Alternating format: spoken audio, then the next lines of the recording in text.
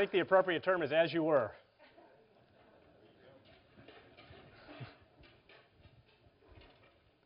Good evening, everyone, and welcome to the John F. Kennedy Jr. Forum at the Kennedy School of Government at Harvard University.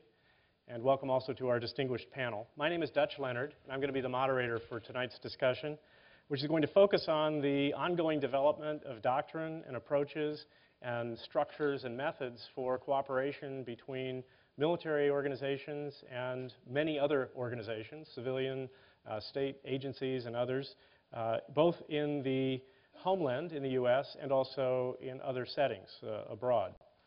We have a very distinguished panel with us this evening who has had a long history of different perspectives on this set of issues, and I'll introduce them in just a moment.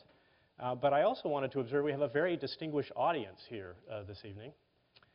Of course, all audiences at the Kennedy School are very distinguished, but this one is a particularly distinguished audience.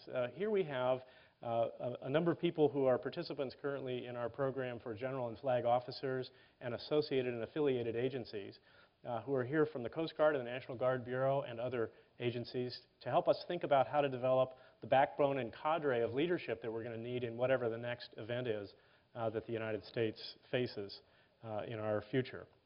We are also delighted to have with us this evening a number of people who are here for a program on disaster management in South Asia. So these are senior officials from a variety of countries in South Asia who are involved with emergency management there and involved in discussions here about different ideas and approaches and also about collaboration across within their countries and across national borders and boundaries.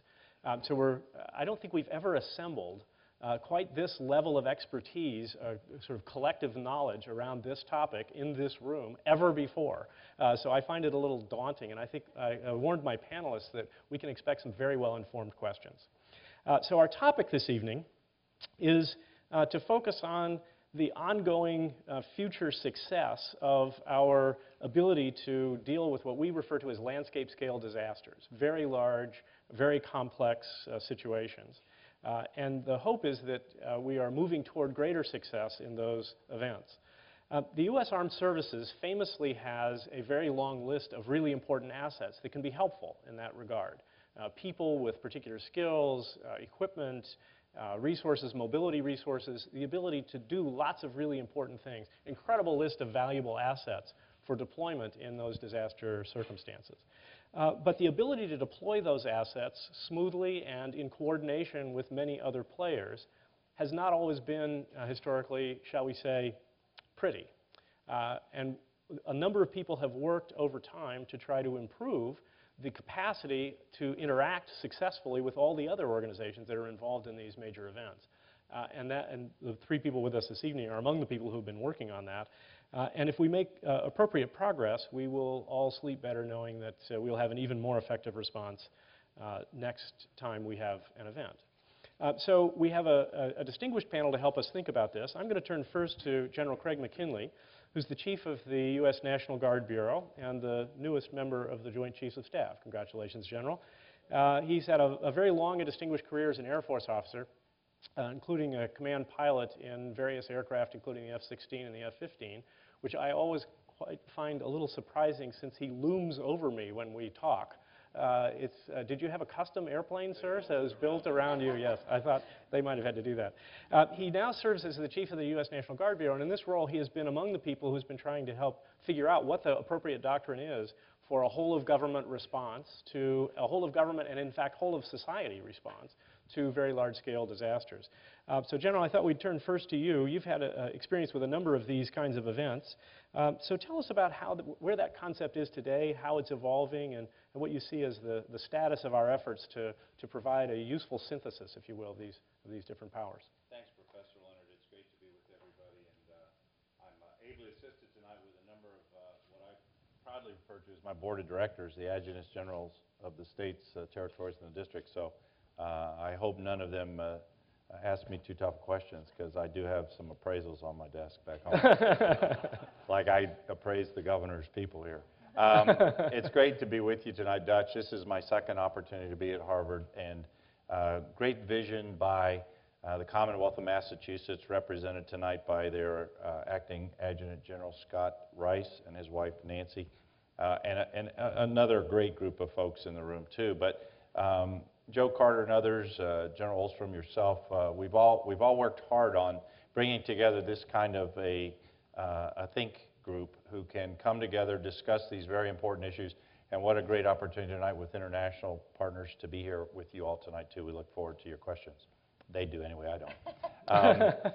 Really, quite simply, Major General Pete Aylward and I, and Pete's one of our sharp thinkers in the National Guard Bureau, have really seen an evolution in time over the whole of government approach to response to natural disasters. In our particular case, with our states, we call it kind of a centralized approach to funding, resourcing, and equipping, and the adjutants general really, on behalf of their governors, are the execution phase for most natural disasters. The ratios around 94–95% of our natural disasters events in our states and our territories are handled by local first responders, our police and fire. Joe Pfeiffer, thanks for being here. And we assist when we're called by the governors to assist that initial response. I think since September 11th, 2001, the ante is up, obviously, and we have to be prepared to go full spectrum operations with natural disasters here at home, as well as man-made events. So the whole of government approach, ably working with FEMA and Craig Fugate, who's a very close partner to the National Guard and all of us. We've made great progress, strides. There are still gaps and seams, which I'm sure we'll explore in our discussion tonight, because that's the interesting part of how do we continue to improve and build. But we've made great progress, and along with my colleagues here tonight, I'm sure we'll see how close we've become as agency partners. So thanks for that introduction. Great to be with you. Well, General, you've, during your watch as chief, you've been involved, and your agencies have been involved in both domestic and international events. So, for example, there was a substantial National Guard response in Haiti. There was support for various operations in the Japanese 3/11 event. Sure. Do you find that and you also had just recently in this region, Hurricane Irene last fall, plus a number of other domestic events. Do you find the concept of whole of government working pretty much the same way in these different settings, internationally and domestically, or is it a whole different set of issues and concerns? I think we're using a new rule set book. I think with Admiral Landry and what she pioneered down with Deepwater Horizons, we've made significant improvements in the way we present our force. I will brag a little bit about our Vice Chairman of the Joint Chiefs, Admiral Sandy Winterfield, who was one of our panelists here last year. Right. He is Commander of the United States Northern Command, in association with our Adjutant General and the governors who crafted a decision document that allows for unity of effort with command, solved a major problem in our efforts to bring whole of government to a crisis. The dual status command model allows the governor of the state or territory to have a National Guard man or woman in charge of an event in the arena and work with Title X, with interagency partners to represent the interests of the sovereign governor of the state. Now that was a huge symbolic effort, and we'll talk a little bit about Haiti, which was another example of how the National Guard was postured and ready to support Haiti, but because it was outside our continental borders, we had limitations to putting National Guard men and women in the response. And Major General Kelly McKegg, who's here, who's our advisor to the chairman, worked very hard to try to set the conditions to say that the National Guard is prepared for out-of-country events as well as in-country events. That's an area that we still need to explore, but I'll give great credit to Admiral Landry for how she worked an offshore event, quite frankly, with Deepwater, and involved whole of government without the seams or the gaps that sometimes befall those types of events. Well, thank you. I think that's a great characterization, both of the plus side and of the work that remains. So maybe we can come back to that in our discussions a little bit later. So let's turn to Admiral Landry. Admiral Mary Landry retired from a very distinguished career as a Coast Guard admiral, only to be recalled and pressed back into service in the Coast Guard and at DHS as a senior executive service member and the director of incident management and preparedness policy. This is as a result of the fact that there were discoveries during Deepwater Horizon that there is some policy yet to be developed here, that the doctrine is silent on some of the things that turn out to be really important. Over the course of her career, she's been involved in a whole series of events of different scale as a Coast Guard officer, and finally culminating in being the federal coordinating official and on-scene coordinator for the first 6 weeks of the Deepwater Horizon incident as the district commander of the Coast Guard in that region. Admiral Landry, could you tell us a little bit about how that event evolved and what you saw as the plus side of the whole of government ability to respond, but also some of the things you saw that we still need to work on? Thanks, Dutch. And General McKinley, thank you for the notation. But I have to tell you that I look at my glass, and it could be glass half empty or glass half full, as you say, because we have made great progress. I see many of the tags in the room that I've met before. Before Deepwater Horizon, we all knew each other. We knew each other because since 9/11, there has been what I would call an evolution of preparedness for a serious incident in the United States.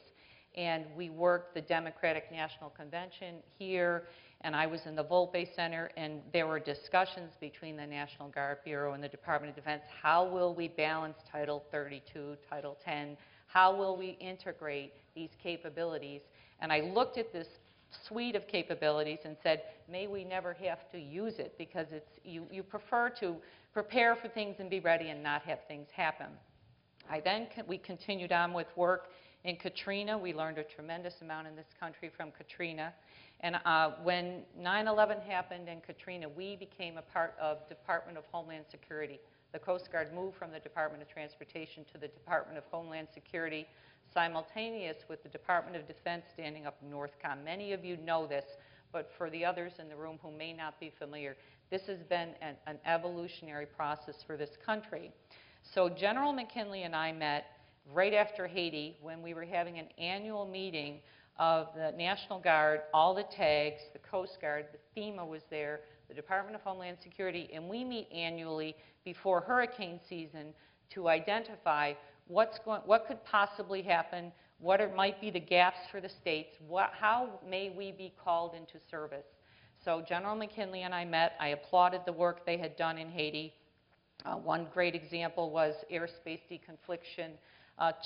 They went from landing 10 or 20 planes to landing over 100 in the same amount of time. This is important for bringing goods. In that course of that meeting, I went to down to Tyndall Air Force Base, and I discovered how that capability was exercised in Haiti and used in Haiti. When Deepwater Horizon occurred, this was, to me, I don't think our country has ever brought that capacity to bear to the full scale and scope of what we did in Deepwater Horizon. It was a full integration of federal, state, local, private sector, academic institutions, Dutch was down there, and Department of State coordinated with foreign governments for how they could assist us. So this was a full-scale event. In the first few days, I was in a room we were on the phone with the White House, the Secretary of Defense was on the phone, the Chairman of the Joint Chiefs of Staff, all the cabinet level secretaries, and there was a big discussion about, is this a Stafford Act standard crisis like we have in hurricanes where we will support the states? Well, we have a law in this country called the Oil Pollution Act of 1990 that was a result of the Exxon Valdez oil spill, where the responsible party, the private sector, bears the burden to pay for that response and get the assets rolling, and we are in a role of overseeing to make sure they do what they're supposed to do and coordinating the capabilities that the private sector might not be able to bring to bear. I think we were all surprised in that process of a company as large as BP and global company with all the resources they have struggled and needed help beyond their own private sector capabilities. And we were fortunate to have the National Guard activated, the reserves activated. It was very much the support of a whole of government, private sector. And I think we have never gotten that far in this country to the capacity that was brought to bear. And there were many things that were novel in scope that even though we had practiced and talked about them, when you go to execute them, they were extremely challenging. So I would say the glass is half full or half empty, however you'd like to look at it. We still have a long way to go, but I was never more proud. I told people in the room, you are all part of creating a national good. because to bring this together, what we did, and to bring these capabilities and work through the things we had to work through is a national good that is very important. May we never have to use it again in the future, but we are evolving and continuing. Well, thank you, Admiral Landry. Part of the issue you raise is something we've been talking about in both of these programs over the course of this week, which is if you think about what you just said about the Oil Pollution Act of 1990, it imagines that this is in effect going to be a routine-sized spill and a routine-sized problem that a company like BP could reasonably be expected to handle. Well, this was an historic-sized spill. It was way beyond the threshold of what people had imagined we would have to deal with.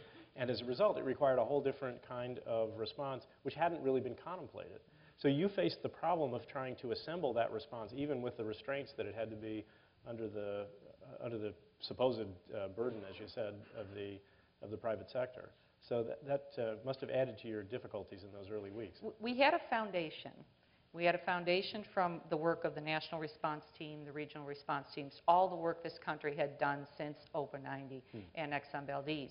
But that envisioned a tank ship or a facility. It didn't really envision the size and scale of what this was all about. And I could tell you that also there were so many things that were novel that even in this capabilities piece of how do we respond to crisis, how does NORTHCOM support civil authorities in a crisis? So I would say that it provided us an opportunity to use the basics that we had all been working on for a long time. I had also worked pandemic preparedness because we were concerned about avian flu and other things. We worked on many things together collectively, and this was a chance to put it into practice. Just one example of novel in scope, though, we were eclipsing the dollar figure I was allowed. Each incident, you can go to $123 million.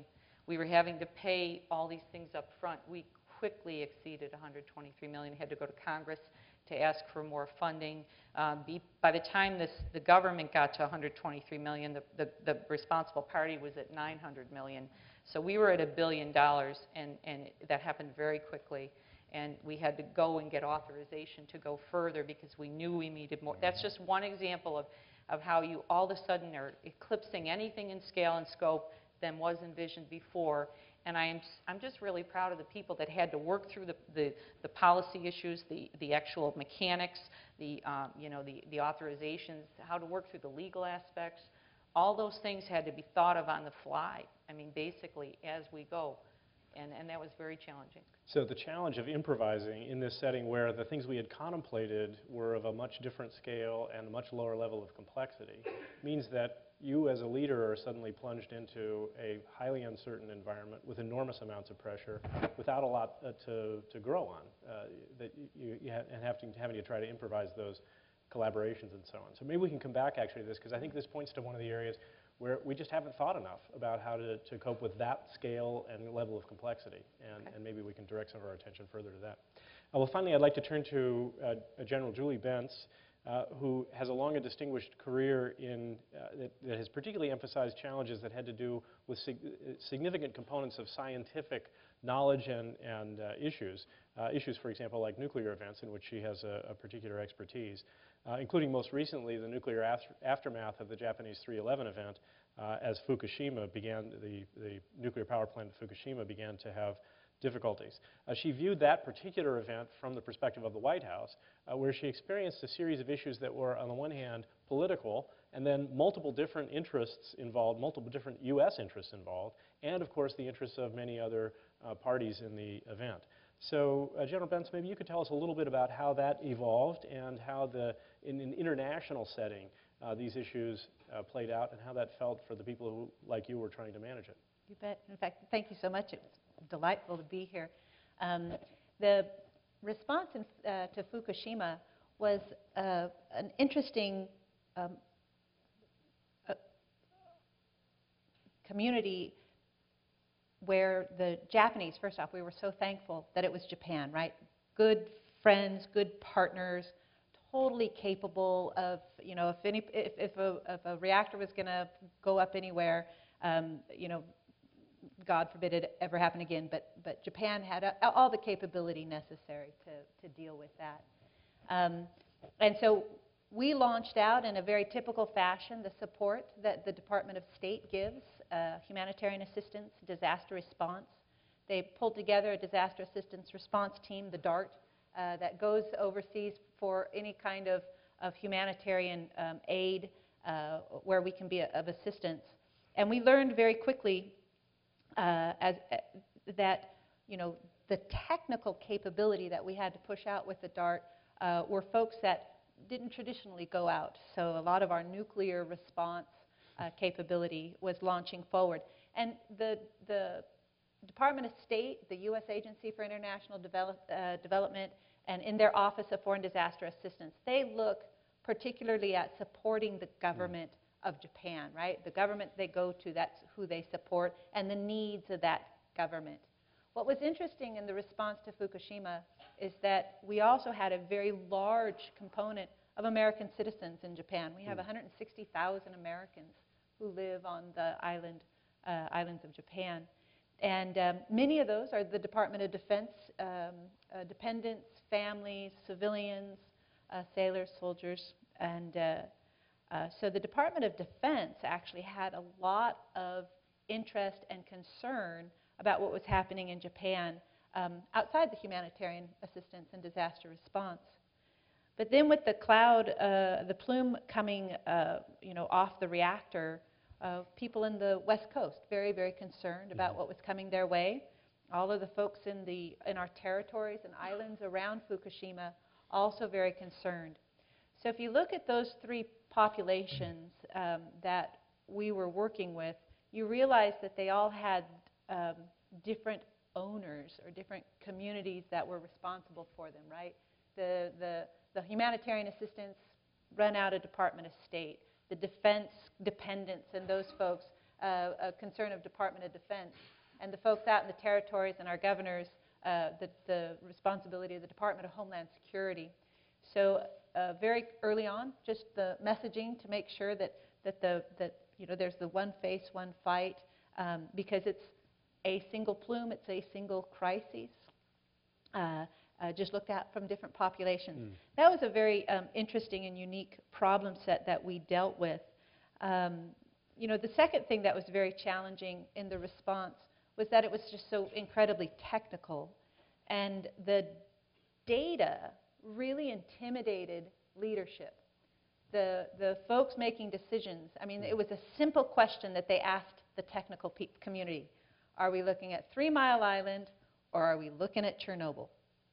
Right? And it took us a while, the technical community, to realize, no, really, it's that simple question, which is an incredibly complex and difficult question to answer from a technical perspective. But you would think that's kind of easy. What we were up against was a catastrophe unlike any we've ever seen, and that was multiple reactors that were having their, it wasn't a single point failure. You had kind of a linear accumulated effect, which we've never modeled. And a lot of our capability at the time was being stressed in a way that we hadn't thought about before. So that was a really unique challenge.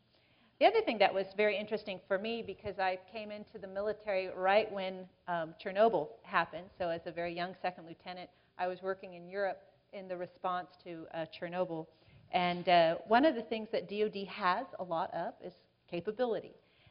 But our nuclear capability is built around two realities. The first one is our nuclear navy. So again, thank goodness we had a very large footprint of the nuclear navy there around Japan, which is very, very useful. But the other one is the Cold War doctrine of the response of being able to fight in a nuclear battlefield. Well, that doctrine's gone away. And so a lot of that capability is kind of old school.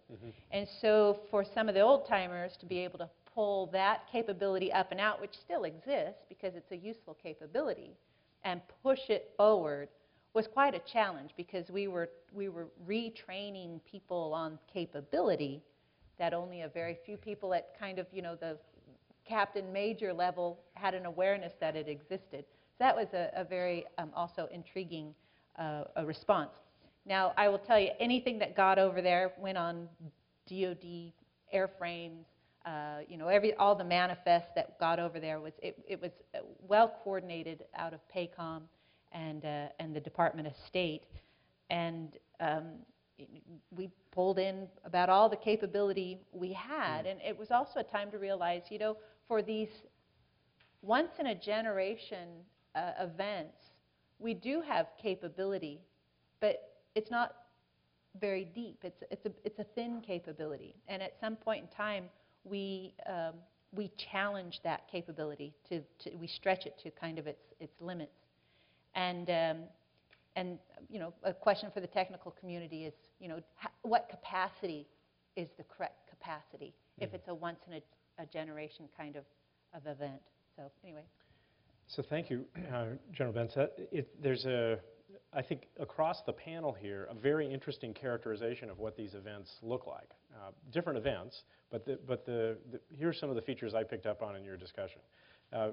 General McKinley observes that in these kinds of very large-scale and complex events, they're going to require a decentralized but coordinated response. So that's an area where we might need to think a little bit more ahead of time about how we can create a unity of effort when we're going to do things on a highly decentralized basis, especially as Admiral Landry's pointed out to us, when we're decentralizing into an environment that has a lot of different players with different sovereignty. So you have state governments and federal governments and local governments, which in Louisiana also think they're sovereign. So a very complex landscape in that respect. So that's one feature of it. Second, as Admiral Landry said, the BP oil spill was being conducted, or a response to it was being conducted in a setting where we had thought about relatively small scale and handled lots of small scale oil spills, but this was way over that threshold. And the structure of the law didn't really contemplate what you would do in that kind of event. So you basically had to improvise and make that up as you went along. And you also observe it was hugely more complex than we had imagined the things were that we would have to be dealing with. And then, General Bentz, you've pointed out in these events, you have multiple different constituencies with conflicting points of view, data, and interests, and it's both political, and some of these are also highly technical. Well, that sounds like a pretty difficult problem. I think we should all resign from the case. No, I think we should try to identify what are some of the things that we could do to develop capacities in advance that would help us with that kind of truly complicated and indeed unprecedented from one generation to the next, because each of these is sort of sui generis. We know whatever we see as the next event, it won't be any of these events again. It won't be a carbon copy. It'll be something else that requires a new degree of improvisation around that. So what are some of the things you all would say that we might focus on as practitioners in your case, as academics in ours, to try to figure out how to develop additional guidance, doctrines, approaches? Where would you think that would be most helpful? I'll jump in early because obviously these two fine scholars have much higher SAT scores than I do. But quite frankly, Joe Pfeiffer taught a block today in your session, Dutch, that I thought was profound. I've seen it before, but every time I see Joe, I learn something more. And it was the institutional bias piece, where no matter where we live in the world, no matter where we come from, we're part of institutions, of government, and how those institutions can function together and operate seamlessly will determine how our senior government officials react to the response. We all talked a little bit today about the battle of the badges, police and fire, the rivalries, the good-natured rivalries that we have in institutions. The National Guard versus the active component, quite frankly, is a rivalry that's out there, and there are institutional biases there. The sovereignty of our states and our federal government is an institutional seam.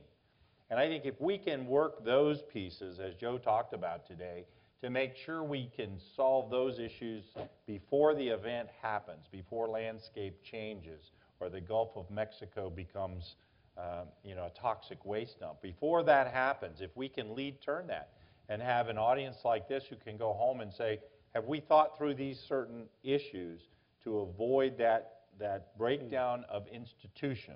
I think that would be something that all of us could learn from and make our governments more functional. One of the things we noticed, General, in this program is we've got several participants who are both the adjutant general and the state director of emergency management in their state. My And that's condolences. right. On the one hand, yes, exactly. But on the other hand, that's a level of fusion of Absolutely. effort that we haven't previously seen. And it's some new, so we're evolving new mechanisms for being able to do Absolutely this right. better coordination. You bet. General Bentz or Admiral Landry, other comments on what do you see as some of the things that we could continue to work on and improve in this domain? So you stole my thunder, No, no, right, no. right. It's the dialoguing with the different communities on what they see as their territory. So the organizational bias. One of the things I got out of the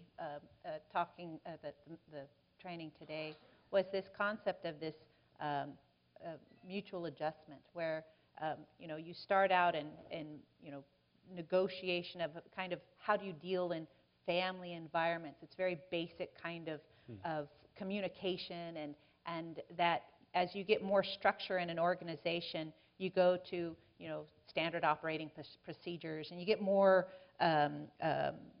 standardized and routine processes built. But then you get into these crises, these unusual events where those don't fit anymore, and you actually revert back to kind of that simple model of how do we deal at the most basic level, our communications and coordinations and relationships. And as I look at our efforts now in the post-Fukushima phase, what we're trying to do is really make much more simple things like, what are our standards? We should have a list, right? And it should be understood by our senior leaders. What are our best practices? Where is all of the capability? Those are very simple things for us to be doing today in order to prepare for our next event. But it seems to me, General Bentz, you also raise a really important issue when you discuss the fact that we often want to use authority to help clarify these situations and proceed, but in the constitutional environment we're operating in, with people who aren't in the same authority hierarchy, Right. you can't do that, in effect. You have to negotiate or persuade. And this, Admiral Landry, must be a good characterization of part of what you lived through in Deepwater Horizon. Right. There's two elements I thought about.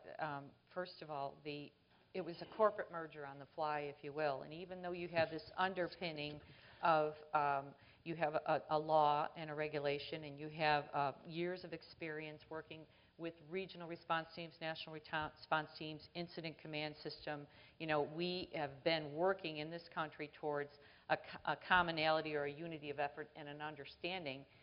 I was still surprised to find that even incident command and the doctrine and everything that's written that we've all practiced, you had different cultures there, different, as the general mentioned, different attitudes, different equities. And then I think, as complex as this spill was, there were some clear authorities, clear lanes, and then there were some overlapping jurisdictions where you have a federal and a state jurisdiction sitting right on top of each other. And state sovereignty is a big deal in our country right now because I think there's more stress on the system. There's more competing interests in our offshore environment. We deal with offshore oil and gas. We deal with fisheries. We deal with endangered right whales having to get out of shipping lanes. And so there's a lot of competing interests, and there are a lot of competing equities. So the thing I wished we could have done more beforehand is look at every federal agency with statutory equities and authorities, look at every state agency, look at the local agencies, look at the private sector, and do something similar to what the Department of Defense has done in the pre-scripted mission assignments. What are going to be the gaps? What are going to be the requirements? And let's look ahead of time at how we might work on the agreements and have everything signed on the dotted line so we can expedite that capability. I think we need the private sector to look at that for if it's a nuclear issue, if it's an oil spill, no matter what it is, if it's a communications issue. Our free enterprise system, these companies compete with each other. They're proprietary. They need to really sit down and think about how they could have prearranged agreements and bringing the necessary capabilities. And I would look at that from an all-hazard standpoint so that we're we've gone there and talked about it ahead of time. We're not sitting there trying to figure it out in the midst of the crisis, because in the midst of the crisis, they do polarize around those that I think you mentioned, Julie. They all go back to their natural polarized view, and it's very difficult then to integrate the unity of effort that's so important. The other thing I would caution on is the alignment of messaging. What I learned from Health and Human Services and CDC and the great exercises they did for H5N1, if you look at the challenges we still have today in the Gulf of Mexico, and the confusion to the general public, is the fish safe? You know, come to the beaches. At the same time, there's a community of people who are saying, we're going to still lose this ecosystem. There's a lot of mixed messages out there, and nobody knows what to believe. And I'm not saying control the message from one vantage point. I'm saying work very, very hard to align the messaging, to have the true science be speaking to one thing, have everybody agreeing on what should be said, because people are just confused. We have the best seafood testing in the Gulf that they've ever had. They went from 2 labs to 7. That seafood is tested more than seafood anywhere in the world, but there's still a concern that it could be tainted from this oil spill. So I think just the alignment of messaging, so that there's a faith in governance, there's a faith in reconstitution of a community or a state or a society or a certain entity. I think that alignment piece is key, and that was a very, very difficult challenge. Well, I'm struck by one aspect of your answer, and I'm going to just invite the audience. We're about to go to questions from the floor, so if you have a question, we have microphones in a couple different locations down here on the floor and also up in the balconies. So please formulate your questions and bring them to the microphones, and we'll be turning to that in just a moment. And as you ready your questions for our distinguished panel, let me just, I'm struck, Admiral Landry, by the observation that you made, in effect, about the contrast between the setting you described, which was bringing these organizations together that are not hierarchically arranged and having to, in effect, negotiate and persuade and cajole and collaborate without being able to order everybody at the end to say, okay, this is what we're going to do, now everybody get in line behind that. I'm struck by that as the description of these kinds of events. And the contrast between that and our natural assumptions about the culture of U.S. military organizations. Now, military organizations, in fact, operate on a much more decentralized basis than people think. But they still do operate through command authority. And they're used to using authority as a way of clarifying who's supposed to do what, answering questions, getting decisions, and so on. So how do we prepare those organizations to operate more successfully in an environment where not only do they not have authority, but nobody else does either? You know, it's an environment where authority is really not the resource. You've got to do something else instead. So any insights about that you can help us with? How do we prepare people for that? Well, again, no matter where we live in the world, no matter what our backgrounds are, protection of our citizenry and our communities is foremost in all of our minds, whether you're a police, fire, first response, emergency responder. And I think you bring up valid points, Dutch, but I think that when an emergency occurs, no matter where it occurs, the spirit of humanity comes to the forefront so that we begin the process. Where the rivalries occur and where the will of the governed occur is in the post response phase, and probably the recovery phase, because there's so much equity with things that are left undone, and how long are you going to expect us to stay there? Who's going to pay the bill? Who's going to work the aftermath and the cleanup? Those are the tough areas that I think that we find in the National Guard, and our Adjutant General can speak to it better than I, are very important, because there's no room for delay or response following a catastrophe, small, medium, or large. Right. And so you've got to get at that work quickly, not impede the first response that most of our communities have, which are very professional people, but assist where necessary, and then map out. And that's why this program at Harvard is so important. It teaches us the mapping strategies that go with the aftermath of a large-scale event. And this is interesting for us, because look at the great leaders who've gone through these challenges. You have Admiral Thad Allen, who's a world treasure in terms of his ability to deal with things. My predecessor, Steve Long, who worked with Thad during Hurricane Katrina. you have Russ Honore, who, as an active duty Army officer, quite rightly, has great expertise and his ability to work with the Red Cross. So we've got to tap into people who've been there and done that, because everybody who's never been into a major or complex catastrophe needs that mentorship, that leadership, which I really commend the people here for attending in their busy schedules to get that type of background. Well, thank you for the vote of confidence about the program. We hope we're doing what you described. Last year I congratulated Tufts, and I was in the wrong school, but I got it right tonight. No, it's our sister institution. All these institutions are wonderful Absolutely, places. absolutely. But along the lines that you're describing, as you observed, if you look at the individual people that you described, Thad Allen as an example, it wasn't an accident that he had those skills. It was actually the product of a lengthy, distinguished career in which he had accumulated an enormous amount of experience and a skill set that included the ability to operate with ambiguous authority, with a lot of other people who also had authority in complicated situations. Increasingly over his career, he had been involved as larger and larger events were his to manage. So I don't think we should think of it as just he's certainly a national treasure, but our challenge is to produce some more national treasures, okay? In fact, a continuing flow at a much higher volume of that. Yep. And so the question of how, we need to identify what those skills are, but also then to try to get careers that enhance the capacity to develop those. So, this struggle we had with the Deepwater Horizon, everybody wanted to know who's in charge, and you say, who's in charge of what? Because if you look at our Constitution, it's as fundamental as our Constitution, and there are statutory authorities, and there are local authorities and state authorities. But the Coast Guard is this unique, nuanced military service with domestic law enforcement authorities. So we're kind of a hybrid. And I always described, when we prepared to work in pandemic or we were going to work a domestic situation, collaborative leadership with a commanding presence. Because the military has that command authority. They operate under the clear lines. And I think that is a skill set that is so critical in a crisis.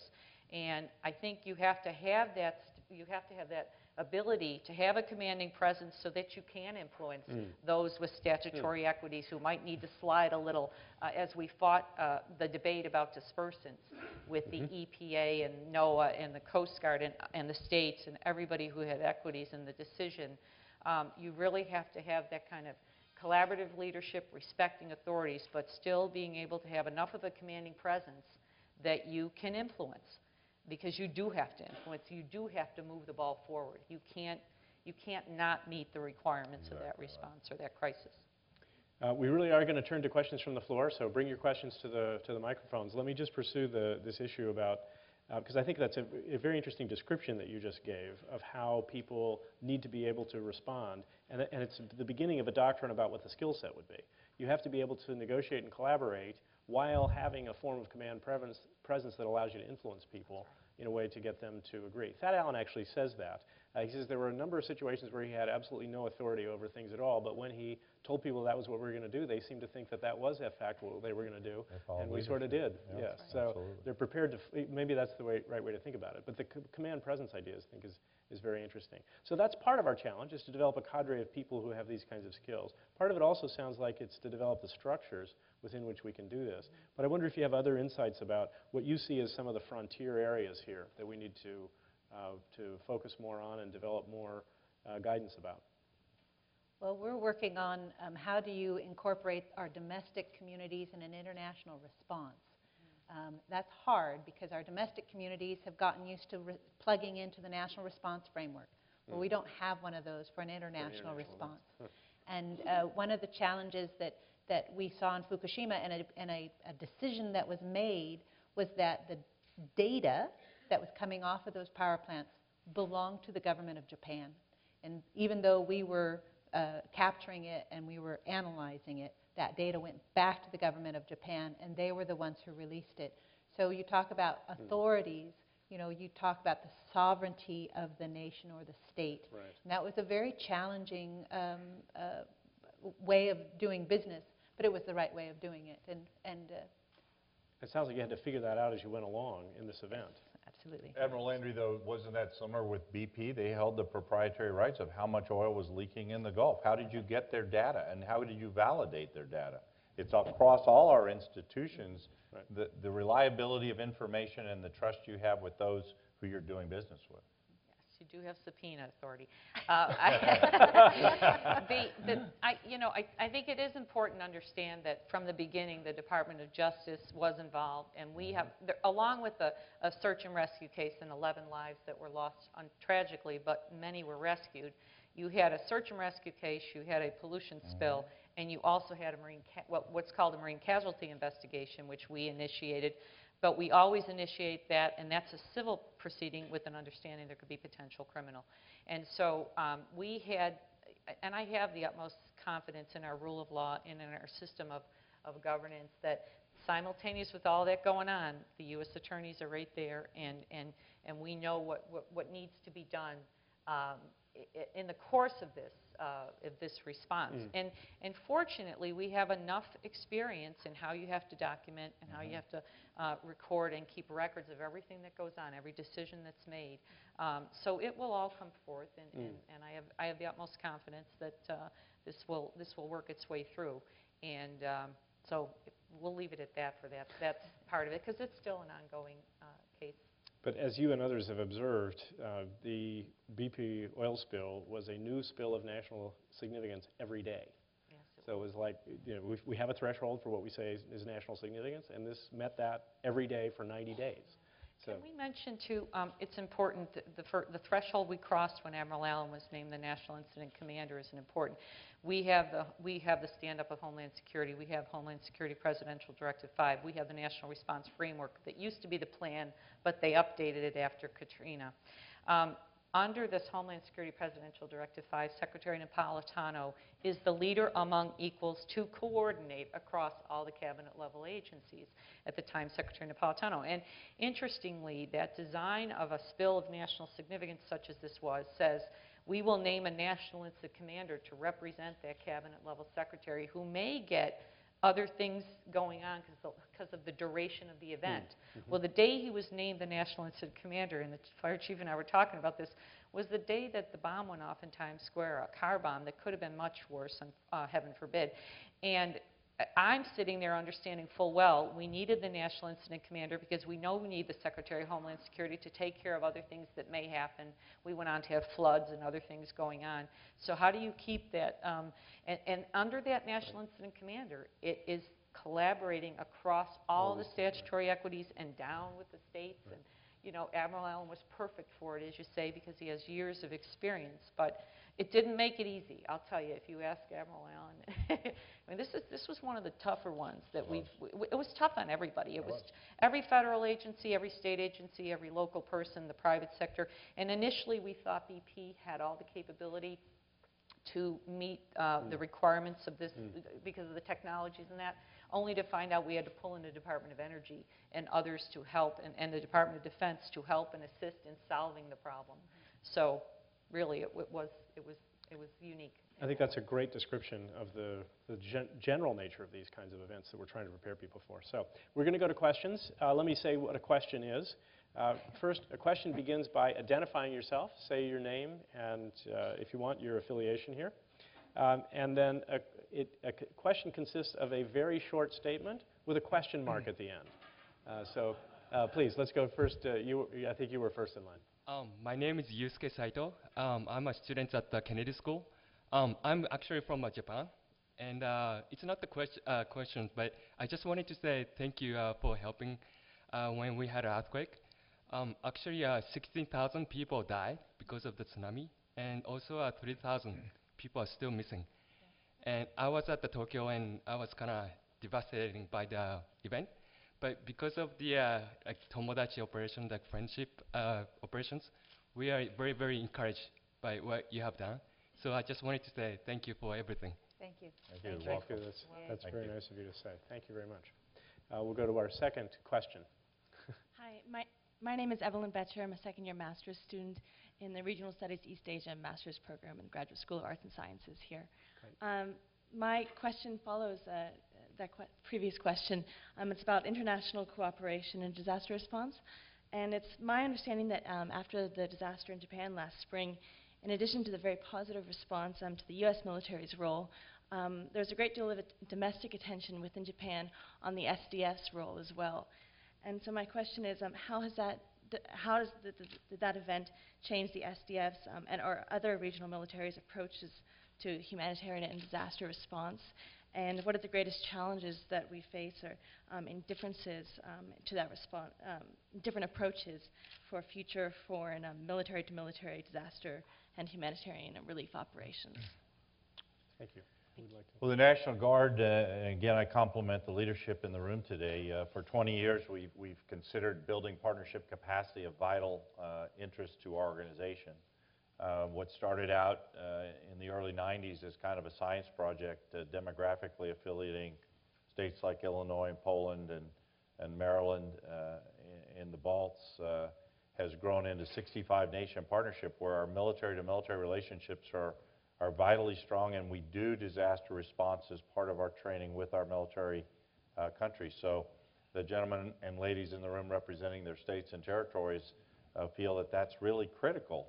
You know, we're kind of known for a kinetic effect, but we really value our partnerships with other foreign governments and militaries to try to learn from each other how best to approach these large-scale natural disasters. So thank you for that question. You other panelists, you want to comment on that? So I just wanted to ask on SDS. I know the SDF. Oh, I'm so sorry. Okay, so SDF stands for the self-defense force, right? So in Japan, and these were, and for the gentleman who's from Japan as well, this is kind of, my understanding is like their National Guard. It's the ones that came forward in that time and self-mobilized and did an incredible service with a lot of the research and rescue and you know, just going out and really being the added boots on the ground, much like we do here and what the National Guard provides here in America. What they found was in their response in Japan, they worked really well with our military. And so it turned out that we were able to, you know, put them on our helicopters, on our airplanes, on our boats, and move them around as necessary. And the relationships built, they came over and gave us a kind of a one-year readout on, you know, their lessons learned from that response. And they were incredibly open with us and sharing kind of where their gaps and seams were and what their challenges that they uncovered were. And so we have an incredibly tight and focused bilateral engagement with them, looking at these pieces because, you know, some of their challenges are our challenges as well. It's a very, very important set of issues. To the microphone down here, Jim Featherstone. Good evening. Jim Featherstone. I'm the emergency manager from the city of Los Angeles. And I just wanted to say, General, it's been a pleasure working with your board of directors this week. Great. I've learned a lot. Fantastic. My question is, the Guard in California has been working on the civil support task list. And to my understanding is it begins to categorize and quantify Guard capability for the support of civil authorities, very similar to what you do with your warfighting capability. Is that a Guard-wide issue, or is it regional? It's really kind of a whole of government approach, but for us in the National Guard, we have these scalable programs that start with small organizations called civil support teams. Governor Brown obviously has 2 in California, and they can rapidly deploy to assist in the identification of unknown substances, and then you build and scale upwards to what we consider a Homeland Response Force package of 700 plus soldiers and airmen. So that's a credit to Paul Stockton and the Quadrennial Defense Review that occurred previous to the one we're starting now to partner with the National Guard, with our states and our FEMA regions, because really the evolution of our relationship with emergency management has been profound, and I know the Coast Guard has led the way in how that relationship is built. But these scalable teams that train, organize, equip themselves to be responsive to the governor's needs, the mayor's needs of our respective cities are vitally important in today's environment, and we think they will be for decades to come. Thank you. Thanks for the question. Thank you. Let's go to the microphone up here, and then we'll come down. My name is Peter Grogan. I'm a member of the JFK Junior Forum Committee. And in light of the current budget concerns, how do you see our role in aiding foreign disasters changing? Didn't take long to get to the budget, did it? No. I'm surprised it took this long. I should have mentioned in my opening remarks. The country obviously wants to reduce our expenditures, and Admiral Mullen, our former chairman, called it our number one national security problem is our debt. So the challenge is resources, but I've not seen our government shrink or the support for response to out-of-country issues get smaller as a result of budgetary considerations. I know Mr. Brennan, who you work with, who advises the president, there's been no discussion of can we support this or not. We do it. We find the resources later. I hope we're always able to do that. But these events are very costly, and Admiral Landry, I'll let you talk about it. I think it's interesting. We had a meeting before we came down here. We had a collegial get-together, and we all looked at each other and said, we have to continue to find the efficiencies. And we all know that. We're very committed, working with the FEMA regions. Absolutely. And the DC, we have a defense coordinating officer footprint there. We have NORTHCOM. We have all these capabilities, and we have to continue to find the most efficient and effective and cost-effective way to bring those capabilities to bear. So, we could say when the Secretary Napolitano and others had that discussion that first week with the White House on the line and Secretary of Defense, there was a serious discussion, should this be Stafford Act? If this were Stafford Act, if we had done a natural disaster crisis, the government would have paid and then billed the BP later. That would have taken years, and it's very interesting. Nobody sitting there that day anticipated a $20 billion response. I'm telling you, right, none of us really thought in those terms. But I think back to your point of what can we do for whether it's domestic or overseas assistance, I think our obligation, and we are all very conscious of our deficit and what Chairman Mullen said, our obligation is to continue to find ways to do it the most efficient, effective way, because we are not going to have the luxury of resources. And even looking and tapping into DOD, you could say, we should give federal and state capabilities that mirror DOD. Well, the whole purpose of this marriage that you see is because we cannot afford to equip the Department of Defense and equip the Fire Department in New York and equip the state police. We can't afford to have everybody have this suite of capabilities that overlap, and we have to find a way to find those efficiencies and the effectiveness and reduce that duplication. So fair enough, recognizing the importance of the efficiencies, these events don't really allow for the form of sort of formal planning ahead of time for how much resources there are. The events happen, and you basically have to make commitments to respond, and we do, and then you have to try to figure out where the resources are going to come from. It just seems to me it's the nature of the beast. Yeah, last year, 14 natural disasters in the United States, each costing over $1 billion. Craig Fugate just struggles with the scope of the tornadoes, the floods, the fires, the things that are happening to us, and these are weather events, and hopefully we'll come out of this pattern, but it doesn't look like it. 200-year flood I had before I left my district, the 200-year floods on the Mississippi. And I think where FEMA was very forward-leaning after Katrina, because we learned a lesson there, don't wait for the state to ask.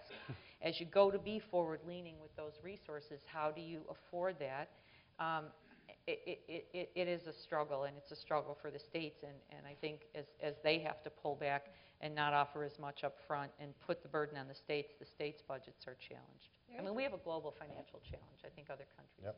There's one silver lining, and that is when we get to the table and talk capabilities and budget, it's amazing how little what we call inside the Beltway rice bowl issues there are, in that people are looking for ways to partner so that they are not obligated for so much. And so it's actually a good news story, because they're willing to share and talk and communicate and get to those efficiencies in a way that I've not ever seen before. And the states have agreements among themselves, and they work through things ahead of time.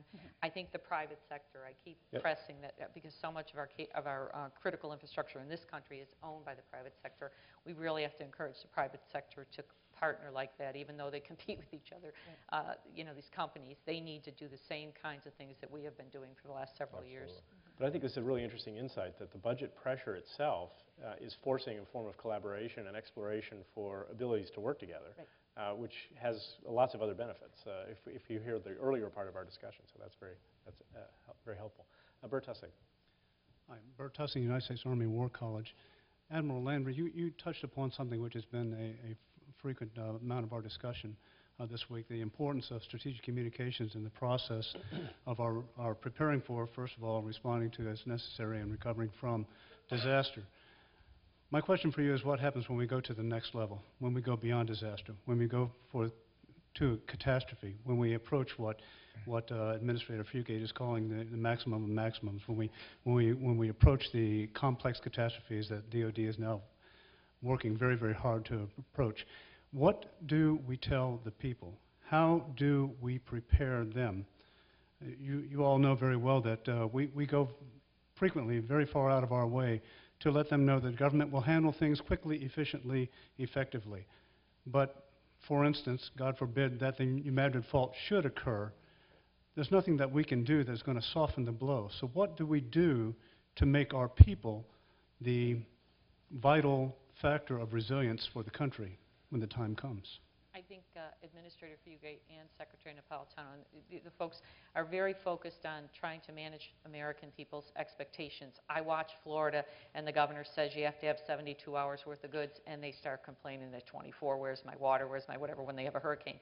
We have to change the culture in this country because we're a little bit spoiled, and we're a little bit entitled. We have this entitlement attitude, like the government should give us what we need now. But by the way, we want to reduce government, and it's too big, and I mean, so I think I applaud the work they are trying to do now to have every American be ready to take care of themselves, to have every community, whether it's a city or a county or a state, be more resilient and capable as they learn the lessons of Katrina and go forward. And when they help with disasters, they always are working on that, build yourself stronger, build your capabilities better. The same kinds of, if we reinvest because of a Stafford Act disaster, how do we build it more resilient and make them more capable? If you looked at the floods that we went through, the 200-year floods, they had floods the last few years, and those communities did a great job of being more capable, more ready to withstand the challenges. So I think we've got to have a campaign in this country for, you know, we just really have a lot of wonderful you know, we live in a lap of luxury in this country, and we really need to start to understand what it would be like to go without. And the one thing I don't ever want is martial law. You know, we worried after 9/11 if we had a Chem Bio incident, you know, would we ever have to go to martial law? And you saw in Katrina, you know, this kind of thing. And I actually saw the ruminations of it in the BP spill. I said to Governor Chris, thank you for being a team player as we waited for the president. He said, oh, Mary, it was just politics. I said, this went beyond politics. And I said, and I was really worried about a hurricane coming, no cap there yet, and there were people fighting over resources. So you really concern yourself with that we don't want to have to go to martial law in this country. We want to be able to, you know, withstand that kind of challenge. So. And I think we need to challenge ourselves in our exercise preparation too more. I've talked a little bit in the green room about it. Many of our adjutants general have talked about it. We plan and compete in an exercise program where we know the desired outcome, and when we reach it, we stop. The New Madrid event, there's no stopping, and we will go to failure. Institutions and all of us will be pressed to the limits. We'll depend on our international partners to help because this will be very much a landscape-changing event. Liquefaction of the ground. I'm a fighter pilot. I didn't know what it was, but when the ground turns to liquid, that's how bad the 1811, 1812 New Madrid Fault earthquake was. Google it. It will scare you because it will split this nation in half. We can only dream or be part of a large-scale catastrophe to even understand what that challenge will be to all of us. We should exercise ourselves to the point of failure. And I wish we could do that, because I think the lessons learned out of that would save lives in the long run if we have the event. So this puts on us another couple of issues. One is the exercising out past the threshold. Yes. And the other is the messaging to the public to recognize that there's a type of event that's different than these sort of routine within the threshold events in which we can expect success all the time. Absolutely. And that failure doesn't mean that somebody did a bad job. It just means the event is such. So we have time for one or possibly two more questions, and then I'm going to ask each of our panelists if he or she has a final benediction to offer us. So please. I'm Naim, the Fire Chief of Bangladesh. I know, General, you just said that you are obligatory, or you have the obligation to save life of the U.S. citizen anywhere where they are. And you have the obligation also to save life, a human life, if they are in major disaster. So your presence was there in Japan. You did a miracle thing, and you, my hats off to you. And even the Coast Guard did a splendid job once the BP oil spilling was there. So in both the incidents, we find Dutch has taught us that these are noble crises. So but your focus in South Asian countries is not, as yet we have seen that is not a major focus that you are rendering or giving consideration. But your citizens are there, you have the obligations, so I feel that you will definitely going for help in case of such novel crisis. So my question is how you think that all of a sudden you cannot go, because in Japan you did a miracle because your presence was there, but not in South Asian region.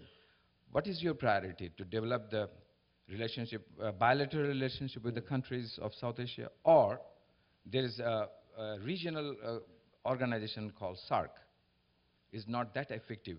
Do you feel that you have a certain role to play to get it activated so that your response would be much quicker, easier to handle the situation? And about this Home Guard, also the organization dealing with BP oil spill. This was a noble crisis, and the Coast Guard did the operation, but the operation was shifted from Homeland Security to possibly to Environmental Department. Exactly, I am not very sure why it was shifted. However, whatever is the reason, could be a political reason also, but this experience of yours can be shared with the rest of the countries, because even in South Asian countries, you will find that the offshore drilling for oil is going on. The route can be disrupted. The situation could be a combination of situations like earthquake and the oil spill as well. Well, thank you. So do you have any plan of exchanging these ideas so that noble crisis doesn't noble again and again?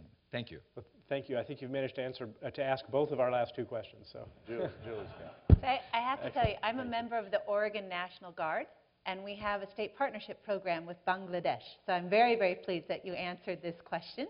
As you will know, that the Guard has many state partnerships, many with the South Asian countries. Like I said, the Oregon Guard is partnering with your country. And I would say that when it comes to humanitarian aid, disaster response, it's core to our American ethos. Our ethos. Thank you. That's a good word. And we always have within the U.S. Agency for International Development and the Office of Foreign Disaster Assistance a ready and a group of professionals ready to go for any of the great disasters that occur anywhere in the world. So, and President Obama has told us in our national level exercises to be prepared not only at home, but anywhere in the world that we're needed and where we're asked, and to be available and ready. Those are high, lofty goals for us in agencies to be prepared for a worldwide response, but I can assure you it's high on our President's list of priorities for us. I think it's a really interesting question, though, because if we come back to our earlier discussion, we said how we could prepare for this domestically is that we need to create these relationships in advance. So you're not, as the famous story of handing out cards at the event. So I think the challenge here is for this, to make the same level of commitment in terms of building those relationships abroad. And the state level interactions between National Guard and other countries is a good start of that. General Aylward, in our discussion earlier this week, said that he thought what we ought to, in this program, involve some of the counterpart countries that are your partners abroad, and to bring people from those agencies into the same kind of program. So it's in the same sort of spirit. We talk about exchange students at our colleges, our Army War College, Navy War College, you know, exchange students, and also we do the capstone program when we all get to the level of executive. I was in Nepal and in Thailand and Malaysia, and we visit, and some go to the South American countries, some go, we go around the world. We try to touch globally. It is a reality that we are all experiencing fiscal shortages. Hopefully the globe fiscal situation will improve in a few years, and we will survive this challenge. And so it waxes and wanes in terms of our ability to engage. But I'll never forget the relationships you build, even when you go to school together here. You make friendships that are lasting, and it is understood that you should stay in touch with each other and build these relationships, because at this level, then they become the leaders in their country. And so I think there's different touch points beyond just the program of the sponsorship of the National Guard, and we are very committed to continuing those touch points and those relationships with the countries around the world. Thanks, General Olstrom, for bringing this together this week where we can all share and talk to each other. Be in the same room, indeed. Thank you very much. Yes, indeed.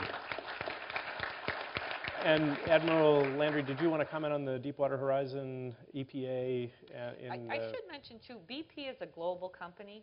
The companies that do drilling around the world are global companies, and there are not as many companies as everyone would think. Some countries have their own companies, but we recognize drilling goes on around the world, and these companies do ask us or reach out to us and ask us to participate with them in exercises. So the globe becomes very small for things like energy and nuclear. We become a very small community of experts or people that are willing to support you.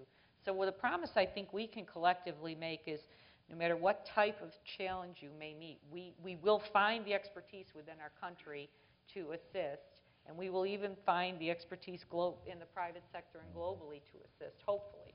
I mean, hopefully. A rising tide lifts all boats. That's what they say in the Coast Guard. A rising tide lifts all boats. The Coast Guard believes that very, very strongly.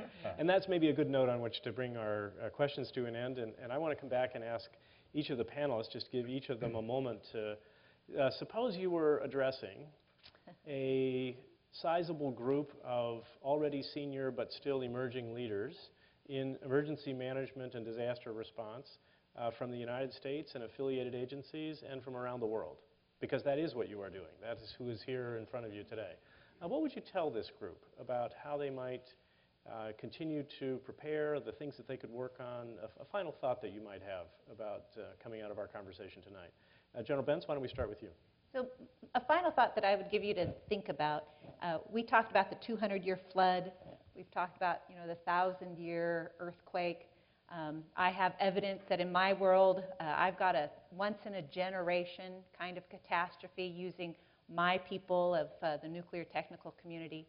And I wonder how we can encode these episodic events in a way that we don't lose the knowledge. I think this is more than just training and exercise. I think it's deeper than that. You know, you look at, in Fukushima, there was this stone marker. You guys remember that? A stone marker there that stated, do not build below this level. And it was put, what, 400, 500 years ago? I mean, how do we encode for those once in a lifetime, once in 200 years, once in 1,000-year event in a way that we can pass our knowledge forward? Excellent. Thank you very much. Mayor Landry. Well, Admiral Landry. Right. I would just say, even though these are different categories and different expertise, it's the same. It's you know, all hazards, if you will, all challenges. And I think we are all in this together. So I would encourage everyone to develop a passion for what I call very purposeful work, the work of preparing for the next crisis.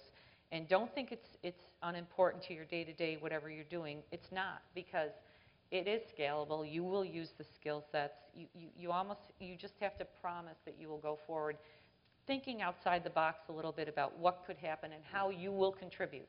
How can I contribute? How can I be a part of the solution and a part of the team? because we find that it is a very small group of we're all the same people that show up at these things. Haiti, you know, no matter what it is, we're all the same group of people. We all need to be a part of this because you're all here now, you're all listening, you're all interested, so you're a part of it. And I would say going forward, continue to hone your skills, explore the possibilities, and think of it in terms of all hazards. No matter what it is, they're the same things that will be needed. Once you're beyond the threshold, it feels pretty similar, no matter what's the specific event. That's right. Once you're in this, you're in it for life.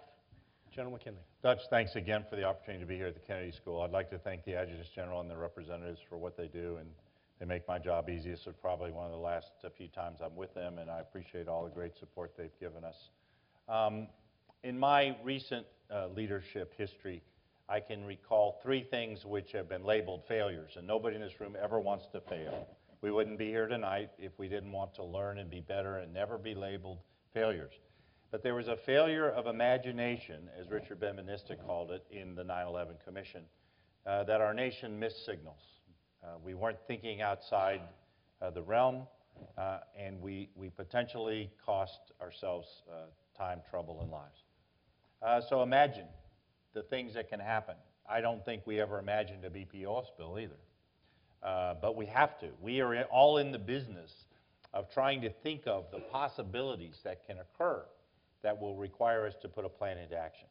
Secondly, in Katrina, it wasn't the hurricane that caused the disaster. It was the failure of the man-made levees. That's what Dad taught me. It was the aftermath of the event that we weren't prepared for, and we threw everything and the kitchen sink towards fixing it. Pete was there, others in this room were there. And so the initiative was there, but it failed to produce the outcome we wish we could have had, and the President became the action officer for Hurricane Katrina. For those of us in the military, that's the wrong approach, but it happened. And then finally, today, we see across our spectrum our institutions and people criticizing them as institutions are failing. Government institutions are failing. Corporate institutions are failing. I would suggest that we're not in as bad a shape as we may see, but we could build a self-fulfilling prophecy. If we don't believe our institutions will work, then we've set ourselves on a very slippery slope. And I would encourage everybody who's in this room today to go back and strengthen the institution in which you work so that we can do a better job and be more productive and be more synergistic as we go forward. Well, thank you, General McKinley. And General, this is your second tour in the forum, and Yes. Maybe one of the last times you get to gather the Adjutants General and others here under your watch, but we hope it won't be the last time that you come to visit us at the Kennedy School and the forum.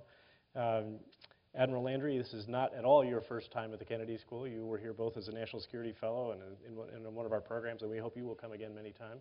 General Bentz, I think this may be your first tour here, but we hope it will be only one of many. And I just want to say in just a few final thoughts. First, as I said to many of you here assembled this week, you all are the answer to our prayers. I think the group that is assembled in this room is the best hope we have for being able to take on the challenges that yet lie ahead of us.